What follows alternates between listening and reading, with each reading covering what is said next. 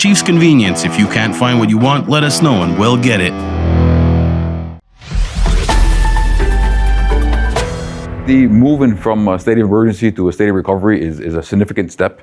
It shows that the community is going in the right direction.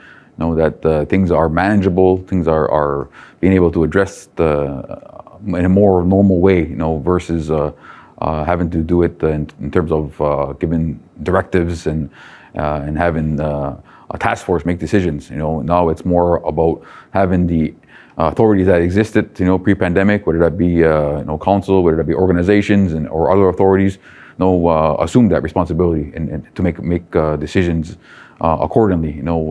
Considering there's still safety measures and health measures we got to consider, but having that authority clearly put back in those hands, and drastically minimizing my role, formally ending the task force's mandate. But keep in mind, we still have public safety, public health stuff that we have to keep, for a period of time.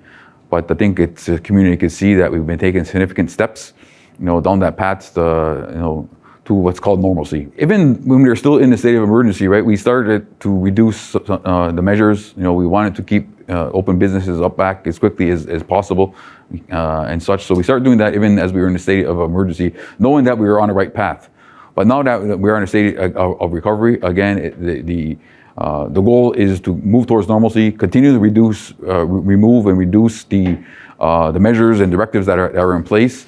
And one key element to that, which was discussed in great length, looked at many factors, is the use of the vaccine passport or QR code, within the community. So we did make a decision that effective next Monday, the 28th, that that will no longer be a legal requirement within Kahnawake.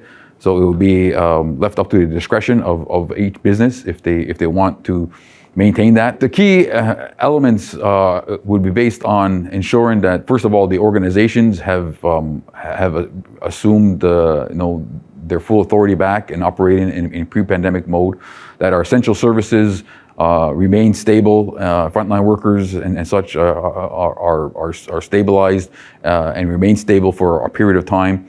Just because things are well right now, we can't predict what's going to happen in the weeks to come. But if we stay on that path, and all indications are that we will, and we want to see a period of stabilization, as well as ensuring that the measures that are taken and reduced, we don't see significant increases in cases, that the businesses are still aware and functioning in a way that is safe, and they understand that there is certain measures that may be required for a lengthy period of time that will have to be maintained, and there's a general understanding there. The community as a whole understands that even though we may be at a point where we're ending recovery, that they're knowledgeable enough and confident enough that they understand that we're not 100% out of this pandemic, right? And they feel comfortable. They're able to assess their own personal level of risk, determine what's acceptable to you as an individual. There was a lot of pressure and a lot of tension in the community, and it's a matter of bringing it back down to a level that we all could,